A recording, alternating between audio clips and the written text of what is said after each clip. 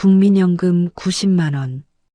혼자 사는 60대에게 이 돈은 생활비이자 마지막 안전선이었습니다.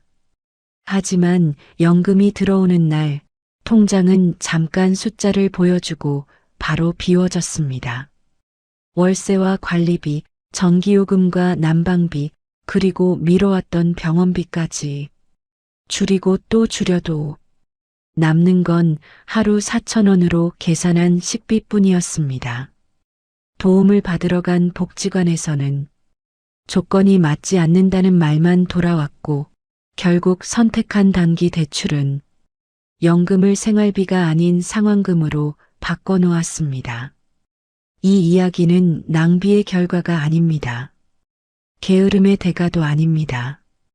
국민연금 90만 원으로 혼자 버텨야 했던 노후, 그 구조가 만든 현실의 기록입니다. 지금부터 남편 없는 60대 독거노인이 버틸 수 없었던 진짜 이유를 들려드립니다. 여러분, 이야기를 계속 듣고 싶으시면 지금 바로 무료 구독과 좋아요 버튼을 꾹 눌러주세요. 구독 한 번이 큰 힘과 위로가 됩니다. 감사합니다. 본격적인 이야기 바로 시작합니다. 이정아 씨는 매달 같은 날짜에 눈을 떴습니다. 알람을 맞추지 않아도 그날이 오면 몸이 먼저 반응했어요. 국민연금이 입금되는 날이었기 때문입니다. 그녀는 이불을 개지하는 채 잠시 누워 있었습니다. 천장을 보며 오늘 해야 할 일의 순서를 머릿속으로 정리했죠. 먼저 통장 확인, 그 다음 우편함, 그리고 가계부였습니다. 작은 방 안에는 오래된 장롱과 접이식 식탁 하나가 전부였습니다. 벽지 한쪽은 색이 발해 있었고 창문 틈으로 찬 공기가 스며들었어요. 정화 씨는 조심스럽게 몸을 일으켰습니다.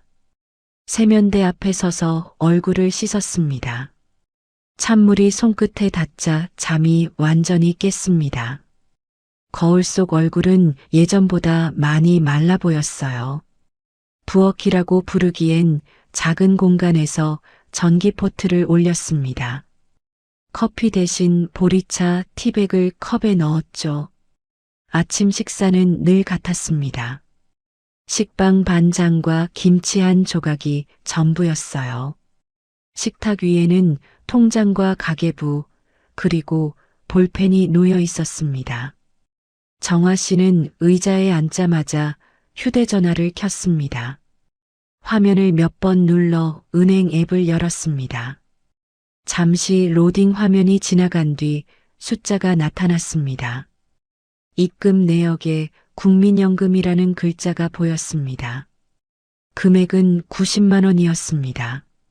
정화 씨는 숨을 한번 고르고 화면을 오래 바라봤습니다. 금액이 달라지지 않는다는 걸 알면서도 매번 확인했습니다. 그 숫자가 이번 달의 전부였기 때문입니다. 그녀는 가계부를 펼쳤습니다. 첫 줄에는 이미 적혀 있는 항목들이 보였습니다.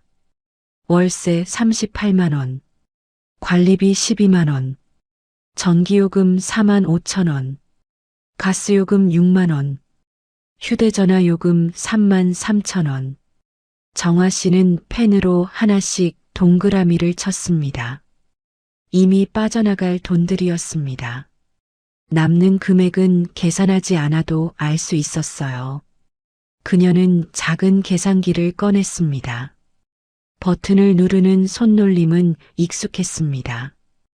삐소리와 함께 숫자가 정리됐습니다. 이번 달은 조금만 더 아껴야겠네. 혼잣말이 방 안에 울렸습니다. 대답하는 사람은 없었습니다. 정화 씨는 잠시 멈춰 앉아 있었습니다. 남편이 살아있을 때는 연금일이 이렇게 무겁지 않았어요. 그때는 두 사람의 수입이 겹쳐 있었고 계산도 나눌 수 있었죠. 남편이 세상을 떠난 지는 벌써 8년이 지났습니다. 장례를 치르고 나서 정화 씨는 하나씩 정리했습니다. 먼저 사람 관계를 정리했고 다음으로 지출을 정리했어요. 도움받을 수 있는 친척은 많지 않았습니다. 자식도 없었습니다. 그 사실은 시간이 갈수록 더 또렷해졌습니다. 정화 씨는 가계부 한쪽에 작은 글씨로 메모를 남겼습니다. 병원은 다음 달로, 난방 시간 줄이기. 펜을 내려놓은 뒤 창밖을 바라봤습니다. 아직 아침이었지만 골목에는 사람이 거의 없었습니다. 이웃들과 인사를 나누던 시간도 점점 줄어들고 있었어요. 우편함에서 소리가 났습니다. 아래층 주민이 신문을 꺼내는 소리였습니다. 정화 씨는 겉옷을 걸치고 밖으로 나갔습니다. 우편함 안에는 고지서 몇 장이 들어 있었습니다. 관리비 고지서가 가장 위에 놓여 있었죠. 봉투를 열어 금액을 확인하는 손이 잠시 멈췄습니다. 지난달보다 숫자가 올라 있었습니다. 난방비 항목이 눈에 띄었습니다. 이것도 올랐네. 말은 조용했지만 표정은 굳어졌습니다. 정화 씨는 다시 방으로 들어와 고지서를 식탁 위에 올려두었습니다. 그리고 가계부의 빈 칸을 바라봤습니다. 아직 적지 않은 숫자들이 남아 있었습니다. 그녀는 한동안 아무것도 쓰지 않았습니다. 연금 90만 원으로 한 달을 산다는 건 계산으로만 되는 일이 아니었어요. 예상하지 못한 하루가 생기면 모든 순서가 흔들렸습니다. 정화 씨는 그 사실을 잘 알고 있었습니다. 그래서 더 꼼꼼하게 적고 더 많이 줄였습니다. 그렇게 하면 버틸 수 있다고 믿었습니다. 하지만 그 믿음에는 조건이 하나 있었습니다. 아무 일도 생기지 않아야 한다는 조건이었죠. 정화 씨는 다시 펜을 들었습니다. 그리고 오늘 날짜를 가계부 맨 위에 적었습니다. 이번 달도 그렇게 시작되고 있었습니다. 이정화 씨는 가계부를 덮지 않은 채 식탁에 그대로 두었습니다. 아직 정리되지 않은 숫자들이 마음에 걸렸기 때문입니다. 연금이 들어온 날은 늘 이렇게 하루가 길어졌습니다. 그녀는 외투를 다시 걸치고 집을 나섰습니다. 관리사무소에 들러 고지서를 한 번 더 확인하기 위해서였어요. 엘리베이터 없는 계단을 천천히 내려갔습니다. 관리사무소 문은 반쯤 열려 있었습니다. 안에서는 라디오 소리가 작게 흘러나왔습니다. 정화 씨는 벽에 붙은 안내문부터 살폈습니다. 난방비단가 인상 안내문이 눈에 들어왔습니다. 이번 달부터 적용이라는 문구가 적혀 있었습니다. 정화 씨는 고지서의 숫자를 다시 떠올렸습니다. 관리 직원에게 간단히 확인을 했습니다. 직원은 같은 말을 반복했습니다. 연료비가 올라 어쩔 수 없다는 설명이었습니다. 정화 씨는 더 묻지 않았습니다. 이미 답이 정해진 질문이라는 걸 알고 있었어요. 그녀는 고개를 끄덕이고 사무소를 나섰습니다. 집으로 돌아오는 길에 계단 손잡이를 잠시 붙잡았습니다. 무릎이 시큰거렸지만 병원에 갈 일정은 미뤄둔 상태였습니다. 계단을 오르는데 시간이 더 걸렸습니다. 방에 들어오자마자 고지서를 다시 식탁 위에 펼쳤습니다. 이번에는 연필을 들었습니다. 연필로 숫자를 적는 건 수정할 가능성을 남겨두기 위해서였습니다. 관리비 12만 원 옆에 작은 표시를 했습니다. 다음 달에는 더 올라갈 수도 있다는 뜻이었습니다. 정화 씨는 한숨을 길게 내쉬었습니다. 이번에는 월세 봉투를 꺼냈습니다. 집주인에게서 온 문자 메시지가 떠올랐습니다. 계약 만료가 다가온다는 내용이었습니다. 월세는 38만 원이었습니다. 지금까지 연체 없이 냈다는 사실이 그나마 위안이었죠. 하지만 인상 이야기가 나오지 않을 거라는 보장은 없었습니다. 정화 씨는 휴대전화를 다시 들었습니다. 동네 부동산 중개업소 번호를 눌렀습니다. 통화 연결음이 몇 번 울린 뒤 상담이 시작됐습니다. 작은 원룸과 반지하 매물 이야기가 나왔습니다. 보증금은 지금보다 낮았지만 월세는 비슷하거나 더 높았습니다. 이사 비용과 중개 수수료까지 계산해 넣자 선택지는 사라졌습니다. 정화 씨는 통화를 마치고 휴대전화를 내려놓았습니다. 이사로 해결할 수 있는 문제가 아니었습니다. 지금 사는 집이 가장 덜 나쁜 선택이었어요. 그녀는 다시 가계부를 펼쳤습니다. 식비 항목을 바라봤습니다. 하루 7,000원으로 설정된 금액이었습니다. 정화 씨는 그 숫자를 6,000원으로 고쳐 적었습니다. 한 달이면 3만 원이 줄어드는 계산이었습니다. 대신 외식은 완전히 없애야 했습니다. 전기요금 항목도 수정했습니다. 4만 5천 원을 4만 원으로 낮췄습니다. 불을 더 자주 끄고 TV 시청 시간을 줄일 생각이었죠. 가스요금은 쉽게 줄일 수 없었습니다. 난방을 줄이면 몸이 먼저 반응했습니다. 하지만 선택지는 많지 않았습니다. 정화 씨는 난방 사용 시간을 적어 내려갔습니다. 아침 1시간, 저녁 2시간. 그 외 시간은 옷을 더 입는 방식으로 버틸 계획이었습니다. 그녀는 잠시 펜을 내려놓고 손을 주무르기 시작했습니다. 손끝이 차가웠습니다. 방 안 온도도 낮아져 있었습니다. 정화 씨는 창문을 닫고 커튼을 다시 쳤습니다. 햇빛이 들어오는 시간만이라도 방을 데우려는 생각이었습니다. 이런 작은 조정들이 쌓여야 한 달이 만들어졌습니다. 점심시간이 다가왔지만 배가 고프지는 않았습니다. 아침에 먹은 식빵이 아직 남아있는 느낌이었어요. 정화 씨는 점심을 건너뛰기로 했습니다. 가계부 한쪽에 다시 메모를 남겼습니다. 이번 달 외출 최소화. 약은 다음 달 처방. 적어 내려갈수록 마음은 무거워졌습니다. 숫자는 정리되고 있었지만 여유는 보이지 않았습니다. 고정비는 계속해서 늘어나는 방향으로만 움직이고 있었습니다. 정화 씨는 가계부를 덮었습니다. 그리고 식탁 위에 가지런히 올려두었습니다. 이제 할 수 있는 조정은 거의 끝났습니다. 그녀는 창밖을 다시 바라봤습니다. 날씨는 맑았지만 마음은 그렇지 않았습니다. 아직 큰일은 일어나지 않았지만 이 구조가 오래 버티기 어렵다는 사실만은 분명해지고 있었습니다. 이정화 씨는 새벽에 눈을 떴습니다. 방 안이 조용했지만 머리가 빙 도는 느낌이 가시지 않았습니다. 천천히 일어나 앉았지만 어지럼은 쉽게 가라앉지 않았어요. 잠시 벽에 등을 기대고 숨을 고른 뒤 시간을 확인했습니다. 아직 아침 진료를 보기에는 이른 시간이었습니다. 정화 씨는 오늘 병원에 가야겠다고 마음먹었습니다. 옷장을 열어 가장 두꺼운 외투를 꺼냈습니다.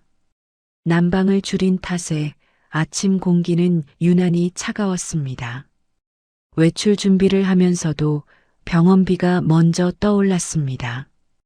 동네 내과까지는 걸어서 15분 거리였습니다. 평소라면 쉬지 않고 갈 수 있었지만 그날은 몇 번이나 멈춰 섰습니다. 골목 끝에 있는 벤치에 잠시 앉아 숨을 골랐습니다. 병원 대기실에는 비슷한 또래의 사람들이 앉아 있었습니다.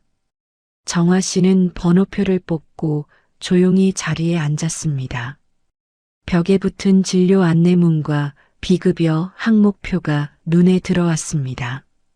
순서가 되어 진료실로 들어갔습니다. 혈압을 재고 간단한 문진이 이어졌습니다. 의사는 추가 검사가 필요하다고 판단했습니다. 검사 항목이 늘어날수록 비용도 함께 늘어났습니다. 정화 씨는 설명을 들으며 고개를 끄덕였지만 계산이 먼저 떠올랐습니다. 오늘 한 번에 다 하기에는 부담이 되는 금액이었습니다. 정화 씨는 검사 일정을 나누기로 결정했습니다. 가장 필요한 것만 먼저 진행했습니다. 그 선택이 최선이라고 생각했어요. 진료가 끝난 뒤 수납 창구 앞에 섰습니다. 카드 대신 현금을 꺼냈습니다. 통장에서 빠져나갈 금액을 줄이기 위한 선택이었습니다. 수납 금액은 87,000원이었습니다. 정화 씨는 영수증을 받아 가방에 넣었습니다. 이미 식비와 겹치는 금액이었습니다. 약국으로 이동해 처방전을 냈습니다. 약사는 복용 방법을 설명했습니다. 정화 씨는 필요한 말만 듣고 고개를 끄덕였습니다. 약값은 42,000원이었습니다. 정화 씨는 약 봉투를 받아들고 잠시 서 있었습니다. 한 달 약이 아니라 2주 분량이라는 설명이 떠올랐습니다. 집으로 돌아오는 길은 더 느렸습니다. 다리에 힘이 빠진 느낌이 들었습니다. 정화 씨는 다시 벤치에 앉아 약 봉투를 내려다봤습니다. 이 비용은 계획에 없던 지출이었습니다. 가계부에 적어 넣을 자리를 떠올렸습니다. 어디를 줄여야 할지가 바로 떠오르지 않았습니다. 집에 도착하자마자 가계부를 펼쳤습니다. 의료비 항목은 거의 비어있던 칸이었습니다. 정화 씨는 날짜와 함께 금액을 적었습니다. 87,000원과 42,000원. 숫자가 나란히 적히자 부담이 더 크게 느껴졌습니다. 이달 의료비 합계는 129,000원이 되었습니다. 정화 씨는 펜을 내려놓고 한참을 바라봤습니다. 이런 지출이 한 번으로 끝나지 않을 수도 있다는 생각이 들었습니다. 의사가 말한 추가 검사가 머릿속을 맴돌았습니다. 그녀는 가계부 한쪽에 작게 표시를 했습니다. 다음 검사 미정. 미정이라는 단어가 마음에 걸렸습니다. 정화 씨는 약 봉투를 찬장 안쪽에 넣었습니다. 눈에 자주 띄지 않는 곳이었습니다. 볼 때마다 마음이 무거워질 것 같았기 때문입니다. 그날 저녁 정화 씨는 식사를 간단히 마쳤습니다. 국 대신 물로 끼니를 대신했습니다. 몸이 약해진 느낌이 들었지만 감수하기로 했습니다.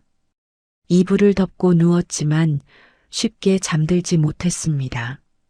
다음 달 가계부가 머릿속에 그려졌습니다. 고정비에 의료비가 더해진 구조였습니다. 정화 씨는 천장을 바라보며 계산을 반복했습니다. 연금 90만 원 안에서 해결할 수 있을지 따져봤습니다. 답은 쉽게 나오지 않았습니다. 그날 밤 정화 씨는 처음으로 생각했습니다. 아무 일 없이 한 달을 넘기는 것이 점점 어려워지고 있다는 사실을요. 이정화 씨는 달력을 한 번 더 확인한 뒤 집을 나섰습니다. 오늘은 동네 복지관 상담 일정이 잡혀 있던 날이었습니다. 병원비가 가계부에 찍힌 뒤부터 마음이 계속 불안했어요. 복지관까지는 버스로 2정거장이었지만 정화 씨는 걸어갔습니다. 버스비 1,400원을 아끼기 위해서였습니다. 천천히 걸으며 호흡을 조절했습니다. 복지관 건물 앞에는 이미 몇 사람이 서 있었습니다. 대부분 정화 씨와 비슷한 연령대였습니다. 서류 봉투를 들고 있는 모습이 눈에 띄었습니다. 안으로 들어가 접수 창구에서 번호표를 받았습니다. 대기 의자에 앉아 차례를 기다렸습니다. 벽에는 각종 지원제도 안내문이 붙어 있었습니다. 기초생활, 의료비 지원, 주거 지원이라는 글자가 반복해서 보였습니다. 정화 씨는 자신에게 해당되는 항목이 무엇인지 바로 판단하지 못했습니다. 용어들이 낯설었기 때문입니다. 번호가 불려 상담실로 들어갔습니다. 담당 사회복지사는 컴퓨터 화면을 켜고 기본 정보를 확인했습니다. 정화 씨는 준비해 온 통장 사본과 연금 내역서를 꺼냈습니다. 국민연금 월 90만 원이라는 금액이 화면에 입력됐습니다. 사회복지사는 몇 가지 질문을 이어갔습니다. 주거 형태와 보증금, 예금 여부가 차례로 확인됐습니다. 정화 씨는 전세가 아닌 월세라는 점을 설명했습니다.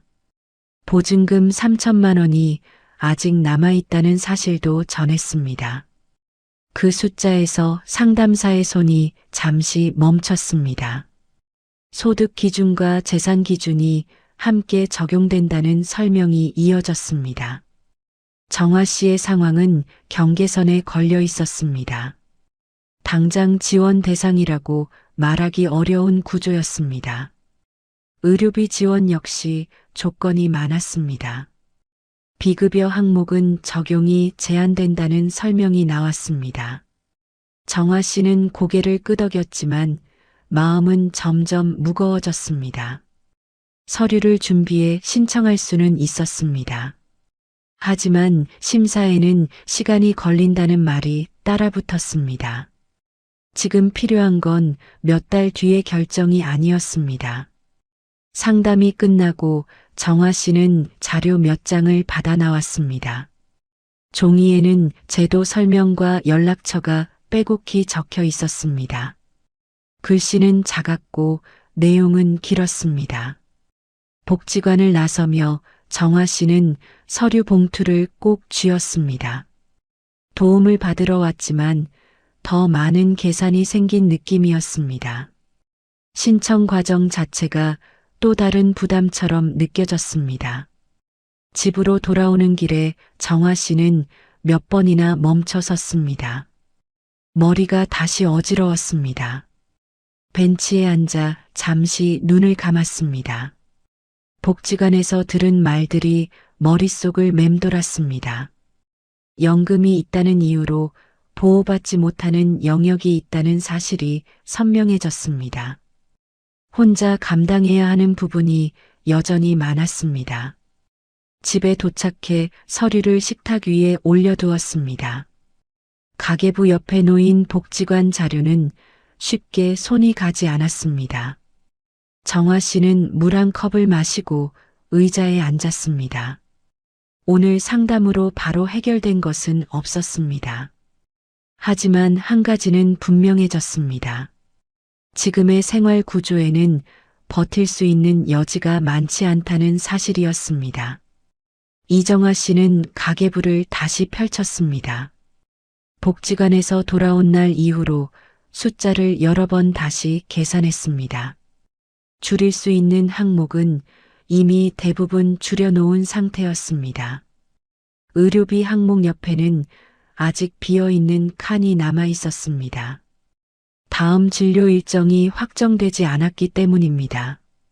하지만 약이 떨어지기 전에는 다시 병원을 가야 했습니다. 정화 씨는 통장을 꺼내 잔액을 확인했습니다. 연금 90만 원 중 이미 빠져나간 금액이 눈에 들어왔습니다. 월세와 관리비가 처리된 뒤 남은 금액은 빠듯했습니다.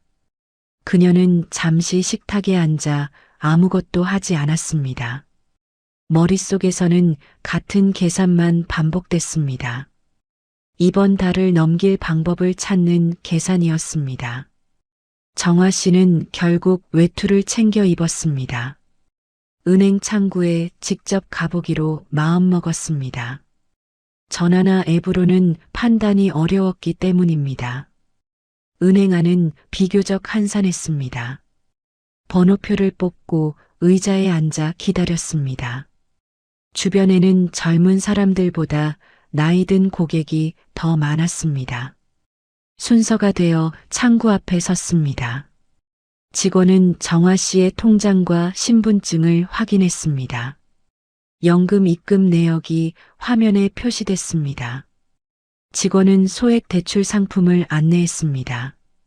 연금 수령자를 대상으로 한 단기 대출이었습니다.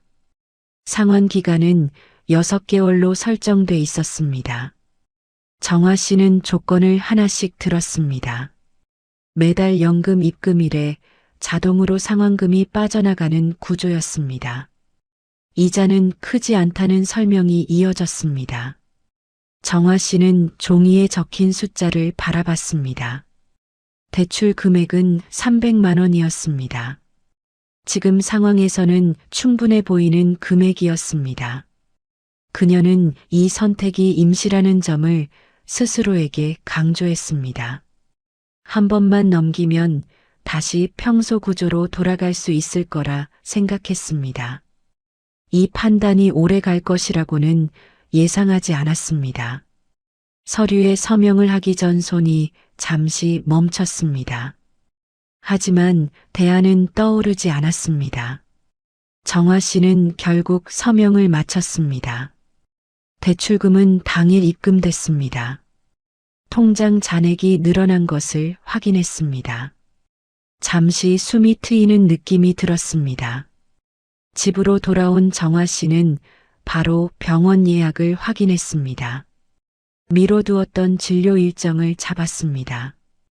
약 처방도 다시 받을 계획을 세웠습니다. 그날 저녁 정화 씨는 오랜만에 따뜻한 국을 끓였습니다. 식탁 위에 놓인 밥그릇이 평소보다 가득해 보였습니다. 하지만 마음은 편하지 않았습니다. 가계부에 대출 항목을 새로 만들었습니다. 300만 원이라는 숫자가 크게 적혔습니다. 그 옆에 상환 일정도 함께 기록했습니다. 정화 씨는 그 숫자를 한참 바라봤습니다. 연금이 생활비이자 상환금이 된다는 사실이 실감났습니다. 계산의 기준이 달라졌습니다. 이제 한 달을 버티는 문제가 아니었습니다. 앞으로 몇 달을 어떻게 넘길지가 새로운 문제가 되었습니다. 정화 씨는 그 변화를 조용히 받아들이고 있었습니다. 이정화 씨는 다시 연금 입금일 아침을 맞았습니다. 하지만 이전과 같은 마음으로 눈을 뜰 수는 없었습니다. 몸보다 먼저 머릿속에서 숫자가 떠올랐기 때문입니다. 이불을 걷고 일어나 식탁 앞에 앉았습니다. 휴대전화는 아직 켜지지 않았습니다. 정화 씨는 잠시 손을 무릎 위에 올려두고 숨을 골랐습니다. 은행 앱을 켜기 전 가계부부터 펼쳤습니다. 이번 달에는 대출 상환 항목이 새로 추가돼 있었습니다. 상환 예정 금액은 매달 52만 원이었습니다. 정화 씨는 그 숫자를 몇 번이나 다시 확인했습니다. 대출 300만 원에 대한 원금과 이자가 합쳐진 금액이었습니다. 연금 90만 원 중 절반이 넘는 돈이 자동으로 빠져나갈 예정이었습니다.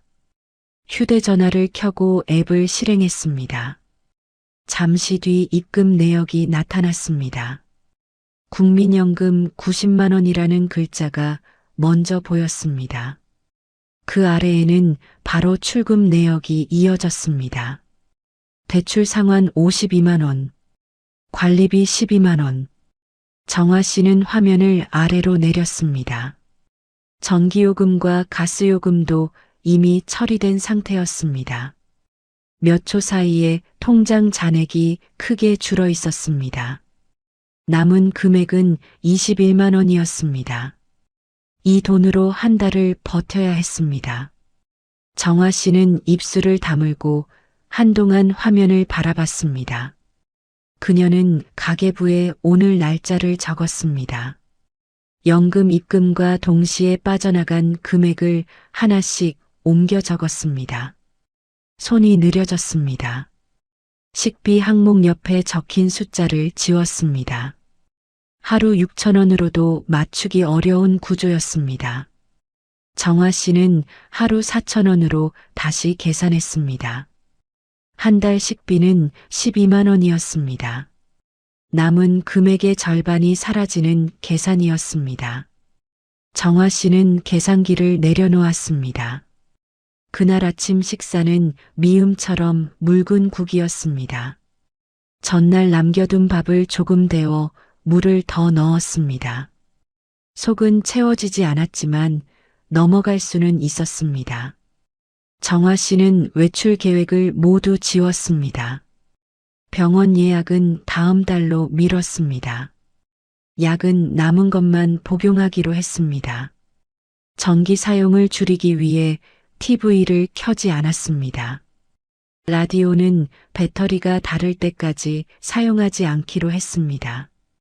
집안은 유난히 조용했습니다. 점심 무렵 배가 고파졌습니다. 하지만 식사 시간을 늦추면 하루를 두 끼로 나눌 수 있었습니다. 정화 씨는 물을 한 컵 더 마셨습니다. 오후가 되자 손끝이 저릿해졌습니다. 난방을 켜지 않은 탓이었습니다. 겉옷을 껴입고 양말을 두 겹 신었습니다. 정화 씨는 창가에 앉아 햇볕을 받았습니다. 해가 들어오는 시간은 길지 않았습니다. 그 시간마저 지나가면 다시 추위가 찾아왔습니다. 가계부를 다시 펼쳤습니다. 이번에는 수정이 아니라 확인을 위한 작업이었습니다. 줄일 수 있는 항목이 더 있는지 찾고 있었습니다. 교통비 항목을 지웠습니다. 외출하지 않으면 들지 않는 비용이었습니다. 대신 병원 접근성은 더 나빠졌습니다. 정화 씨는 잠시 눈을 감았습니다. 이 구조에서는 작은 변수 하나가 큰 문제로 이어진다는 걸 느꼈습니다. 연금은 더 이상 생활을 지탱하는 돈이 아니었습니다. 연금은 통과 지점이었습니다. 들어왔다가 바로 나가는 돈이었습니다. 손에 쥘 수 있는 금액이 아니었습니다. 저녁이 다가오자 몸이 무거워졌습니다. 어지럼이 다시 시작됐습니다. 정화 씨는 침대 가장자리에 앉아 한참을 움직이지 못했습니다. 약 봉투를 꺼냈다가 다시 넣었습니다. 남은 약의 수를 세어봤습니다. 다음 진료까지는 부족했습니다. 정화 씨는 병원 전화번호를 적어 놓은 메모를 바라봤습니다. 전화를 걸지 않았습니다. 지금은 방법이 없었습니다. 그날 밤 정화 씨는 불을 일찍 껐습니다. 전기요금을 아끼기 위해서였습니다.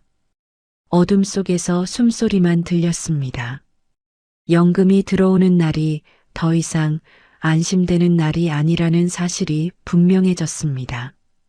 정화 씨는 그 변화를 부정하지 않았습니다.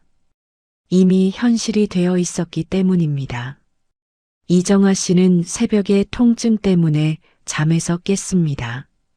어지럼이 아니라 가슴 안쪽에서부터 답답함이 올라오는 느낌이었습니다. 몸을 옆으로 돌리려 했지만 쉽게 움직일 수 없었습니다. 잠시 누워 숨을 고르며 시간을 확인했습니다. 시계는 새벽 4시를 가리키고 있었습니다. 이 시간에는 어디에도 도움을 요청할 수 없다는 사실이 먼저 떠올랐습니다. 정화 씨는 천천히 상체를 일으켰습니다. 바닥에 발을 디디는 순간 다리에 힘이 풀렸습니다. 벽을 짚고 겨우 자세를 잡았습니다.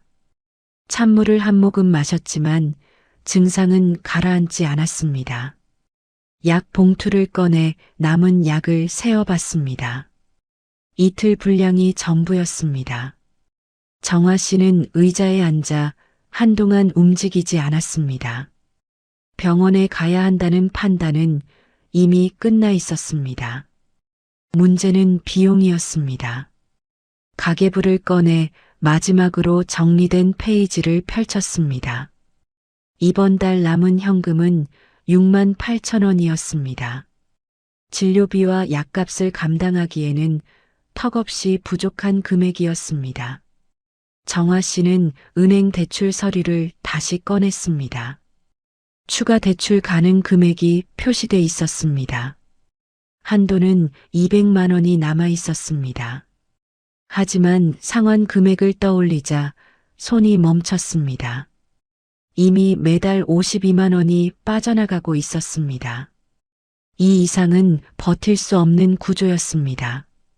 아침이 밝아오자 정화 씨는 외투를 입었습니다. 병원을 먼저 가기로 했습니다. 지금 상태를 더 미룰 수 없다고 판단했습니다. 병원까지 가는 길은 유난히 길게 느껴졌습니다. 몇 번이나 멈춰 섰고 숨을 고르며 벽에 기대야 했습니다. 주변 사람들의 시선이 느껴졌지만 신경 쓸 여유는 없었습니다. 병원 접수 창구 앞에서 정화 씨는 한참을 서 있었습니다. 카드를 꺼냈다가 다시 넣었습니다. 결국 현금을 먼저 내밀었습니다. 진료실에서는 이전보다 더 많은 검사가 필요하다는 판단이 나왔습니다. 정화 씨는 검사 항목을 줄여달라고 요청했습니다. 의사는 최소한의 검사만 진행했습니다. 검사가 끝난 뒤 수납 금액이 안내됐습니다. 총 진료비는 16만 4천 원이었습니다. 정화 씨는 순간 계산이 멈췄습니다. 현금으로 낼 수 있는 금액이 아니었습니다. 카드를 사용하면 다음 달 상환이 더 어려워질 것이 분명했습니다. 정화 씨는 잠시 창구 앞에 서 있었습니다. 결국 카드로 결제했습니다. 영수증을 받아들고 손이 떨렸습니다. 이 선택이 어떤 결과를 가져올지 알고 있었기 때문입니다. 약국으로 이동해 약을 받았습니다. 이번에는 한 달 분량이었습니다. 약값은 5만 8천 원이었습니다. 정화 씨는 약 봉투를 들고 밖으로 나왔습니다. 햇빛이 강했지만 몸은 여전히 차가웠습니다. 머릿속에서는 숫자만 떠올랐습니다. 집으로 돌아와 가계부를 펼쳤습니다. 오늘 지출을 적는 손이 무거웠습니다. 의료비 항목은 더 이상 여백이 없었습니다.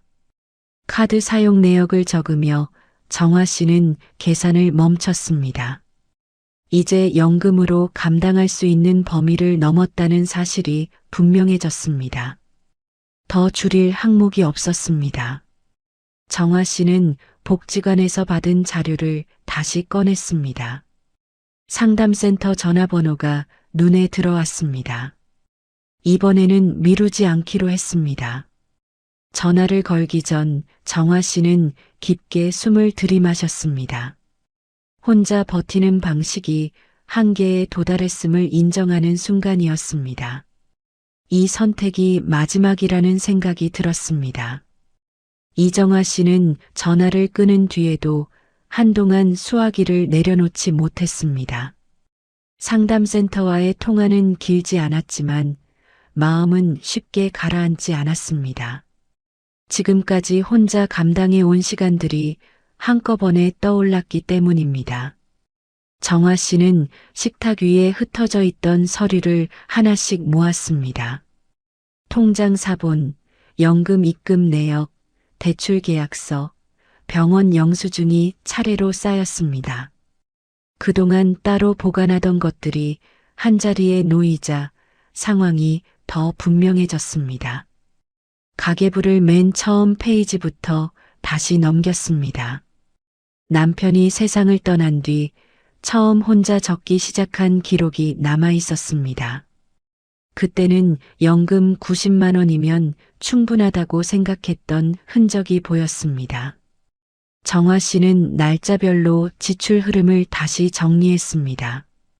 연금이 들어온 날, 고정비가 빠져나간 날, 의료비가 추가된 날을 표시했습니다. 각 항목 옆에는 금액을 정확히 적었습니다.